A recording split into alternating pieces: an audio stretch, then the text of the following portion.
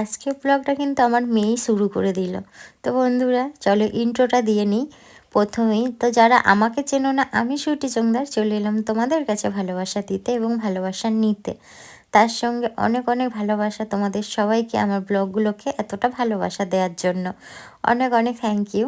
তো দেখো আগের দিন বিকাল থেকে আমার মেয়ের অনেক জামা প্যান্ট জমে গেছে, একবার হিসু করে দিচ্ছে, একবার জল ফেলে দিচ্ছে।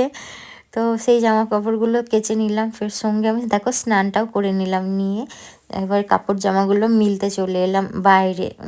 ওখানে যেগুলো দিয়েছি সেগুলো আছে, আর ফের আমি কিছু ফের কাচাকুচি করেছিলাম, এবার সেইগুলো ফের মিলে দেবো দেখো। আর দোষের মধ্যে দেখো এই কাপড়টা তোমরা আমাকে দুবার মিলতে দেখছো, তাই তো? ওখানে কাপড়টা দিয়েছিলাম আর হাওয়া দিয়েছে এতটা, আর পড়ে গিয়েছিল, আবার আমি সেই কাপড়টাকে তুলে ধুয়ে আবার এইখানে মিলে দিয়ে গেলাম। আর সঙ্গে দেখো আরও কিছু জামা কাপড় আছে, শ্বশুরমশাইয়ের কিছু কাচাকুচি করেছিলাম, সেগুলোই আমি সব মিলে দেবো দেখো আস্তে আস্তে। আর দেখো আমার মেয়ে আর মেয়ের সাথে আর একটা আমাদের পাশের বাড়ির মেয়ে আছে, তা ওর নাম সোনাই, ওর সাথে আমার মেয়ে খেলা করে। ঠিক আছে, তো ওরা দুজন খেলা করছে আর আমি আমার মতো কাজ সারছি, দেখছো বন্ধুরা। তো থ্যাংক ইউ সো মাচ সবাইকে আরও একবার আমাকে এতটা ভালোবাসা দেওয়ার জন্য। প্লিজ ভিডিওগুলো দেখো, কেমন লাগছে জানিও।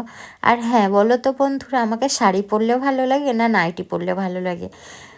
আমাকে তো দেখো, আমার মনে হয় আমার যেন শাড়ি পরলেই আমার বেশি ভালো লাগে, কেন নাইটি পরলে আমাকে যেন কেমন গলু গলু লাগে, এমনি গলু আরও গলু লাগে।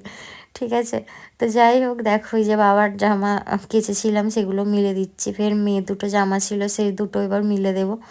হ্যাঁ, তো আমার মেয়ে কিন্তু খেলতে ব্যস্ত। হ্যাঁ, এই আমি কেন হ্যাঁ হ্যাঁ করছি, সরি ভুল হয়ে যাচ্ছে। হ্যাঁ আবার দেখো হ্যাঁ বলছি, ব্লগিংয়ে কী সব বকে যাচ্ছি জানি না, বন্ধুরা পারলে আমাকে ক্ষমা করো, আর অনেক অনেক ভালোবাসা তোমাদেরকে, আর ব্লগটার সাথে থাকো। কাজকর্ম সেরে এই যে খেতে বসে পড়েছি, মুড়ি খাচ্ছি, মুড়ি চানাচুর আর চপ একসাথে মাখিয়ে খাচ্ছি, আর যে চপ দিয়ে মুড়ি খাওয়া হচ্ছে। তো চলো এবার রান্না বান্না কি করি না করি সব কিছু তোমাদের সামনে নিয়ে আসছি। আর মাম্মাম দেখবে, পাপা টকি, পাপা এখন খেলতে ব্যস্ত, চলো ও খেলুক। ওকে খাইয়ে দিয়েছি। এবার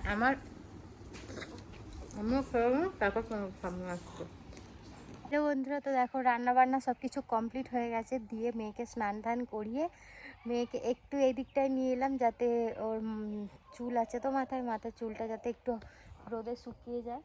তো দেখো আমার মেয়ে ওখানটায় বসে পড়েছে, ওখানটায় বড় মা বাদাম শুকাতে দিয়েছে। হ্যাঁ, বাদাম তো 1 বছরের জন্য ছাড়িয়ে 1 বছরের জন্য মানে স্টোর করে রেখে দেয়, তো মাঝে মাঝে রোদে দিতে হয়, তো সেগুলোই বড় মা রোদে দিয়েছে, আর আমার মেয়ে চলে গেছে ঘাঁটতে সেগুলো। কি বলি, চলো ওকে নিয়ে আসি।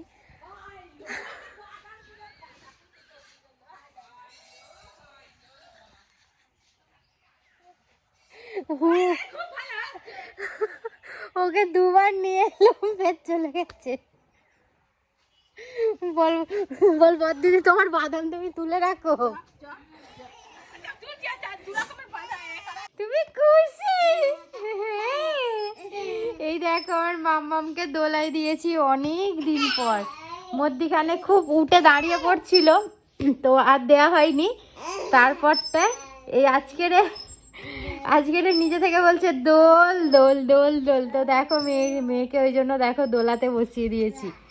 এই যে ওর দাদা এই দোলাটা করে দিয়েছিল, এই যে আমার মাটা কত খুশি, দেখো কত খুশি, আমার দোল দোল।